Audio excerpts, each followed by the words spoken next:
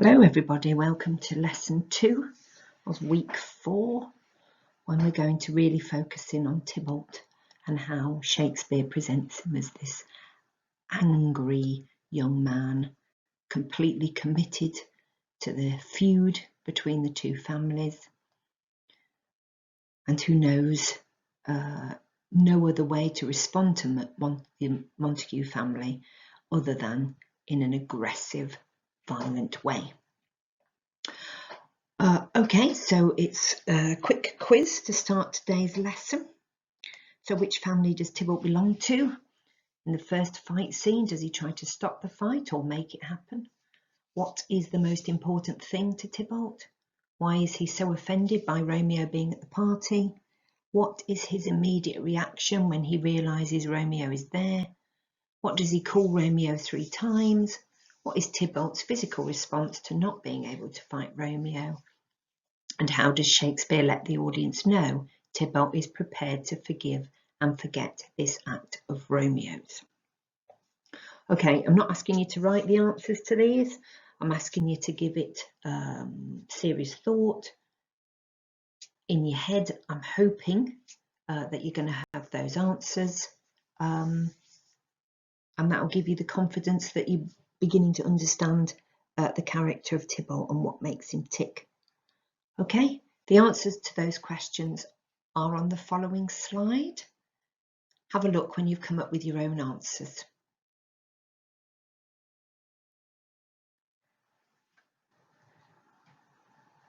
Hopefully you got a good number of those correct. If you didn't, don't worry about it. The fact that we've done this quiz and that you've read through those answers, that should help you to remember some extra pieces of information as we move forward in today's lesson. It's all about continually revisiting the plot, the characters, and how the characters feel about things. That's how you're going to learn and remember all of that important information. Right, I've got another reminder for you on the next slide. Okay, see you there.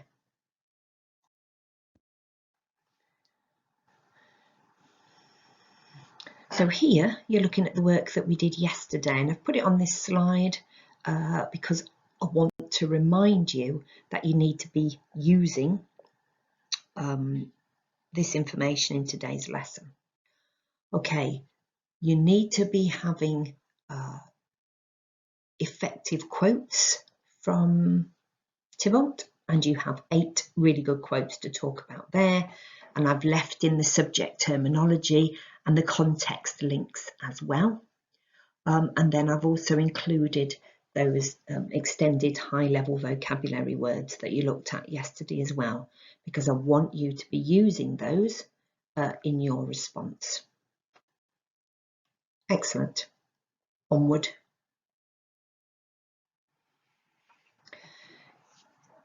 In your exercise books, I'd like you to write today's date and then the title that you can see at the top of the slide. So today we are considering, how does Shakespeare present Tybalt as an angry and vengeful young man? So pause me whilst you get the date and the title down. Okay, what you have in front of you is a high-level paragraph. There's no point in me not pushing you and stretching you and showing you the quality that you are aiming for. I have broken it down into separate parts. Ordinarily, I would write all of that as one paragraph, but I wanted you to see that there are different sections of a paragraph which analyses literature, and I'm just going to quickly talk you through this paragraph that I've created. So the first line is my introduction. It's my big idea that Shakespeare does present Tybalt as a young man. Notice I haven't used the language from the title here. It's fine to do that, but for those of you who are trying to push yourself, have you got that varied vocabulary in your own head to put it in your own words? So I could have used angry and vengeful. I decide to use hate and revenge instead It doesn't matter, either is fine. I've then got to get my evidence in. Remember, my group, and this might be new for Mr. Stevenson's group, I don't know, your first piece of evidence should never be a single word. So my evidence here in that second line is, fetch me my rapier boy. Make sure you have a phrase or a line as that initial quote. And I've introduced it with, as soon as Tybalt realises Romeo is at the party, his immediate reaction is to think of fighting, fetch me my rapier boy. Okay, the next bit is where we get the really high marks. If you notice, and you're able to see colour, I realise, there are 3 blue lines in the next section of my paragraph, and that is highlighting the fact that I keep referring to Shakespeare. The whole of this answer is about Shakespeare and what Shakespeare does, so to answer it properly, I need to be talking about Shakespeare, and I've shown you there that I've done that 3 times. I also am going to focus on a single word out of that quote, and you can see there that I have re-quoted that word 3 times, and that is underlined in red. Okay, so when you are writing your paragraph, you need to make sure you are referring to Shakespeare and you are re-quoting, embedding the word you are focusing on more than one occasion. Okay, I'm going to read through that section of the paragraph with you now. Shakespeare's use of the imperative fetch shows how Tybalt has no other reaction to a member of the Montague family other than violence. He immediately assumes Romeo has come to the party to offend and insult his family, because that is what he always wants to do to the Montagues. The fact that Shakespeare uses fetch emphasises the speed at which Tybalt wants his sword, and highlights the idea that there is no thought here from Tybalt. It is a natural response for him to have, because he has never known anything different. By using the imperative fetch, Shakespeare also creates connotations of Tybalt as a threatening and hostile character, who will stop at nothing to protect his family honour. Okay, if you were to go back and check the vocabulary development work on the previous slide, the little boxes that we did yesterday, I've used a number of words from those boxes to help me explain my ideas. And that has helped to strengthen my response there. And my final section, underlined in yellow, is my context link. Okay, we must remember to get that context in at the end of each paragraph that we write.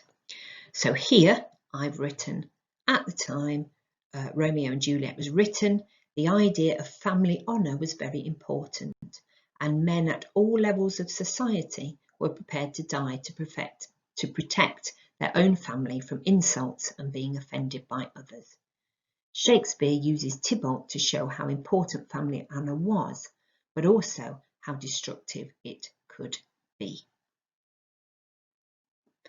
Okay, I don't need to go through that. That's pretty clear, except for making sure you've noticed that I have used Shakespeare again in that context comment.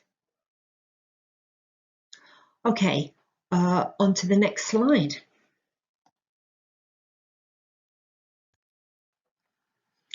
Right, your final task for today is some exploding quotes activity.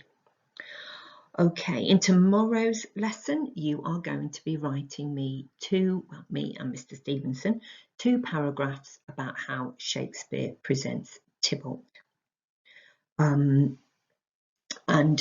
Your final bit of preparation for that today is to explode 2 of the quotes that are included on this screen. So obviously we've done fetch me my rapier boy, because that is the example I've given you in my model paragraph. I don't mind which one of which are the 2 quotes you use, but in your exercise books you need to write that quote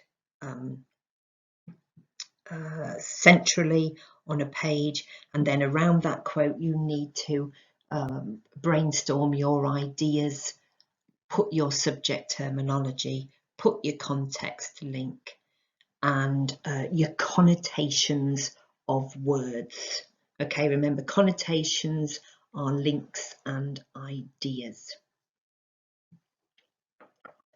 Right, I'm expecting that to take you about 10 minutes if you do it properly, and then we're done for today, folks, and I'll see you tomorrow. Okay, make sure you get this work done. Don't just leave this bit. Look back in your exercise book, see how we've exploded quotes before if you can't remember. Exploding quotes, creating a little mini mind map, whatever it is, you give it as a title, it's the same thing. It's making sure you've got a mind map full of ideas ready for you to use. Don't forget to add to that mind map any of those high level words that we created yesterday. You should have that ready in your exercise books if you followed my instructions yesterday. If you didn't follow my instructions and you haven't got those words, then they are on slide 4 of today's lesson. Right, see you tomorrow.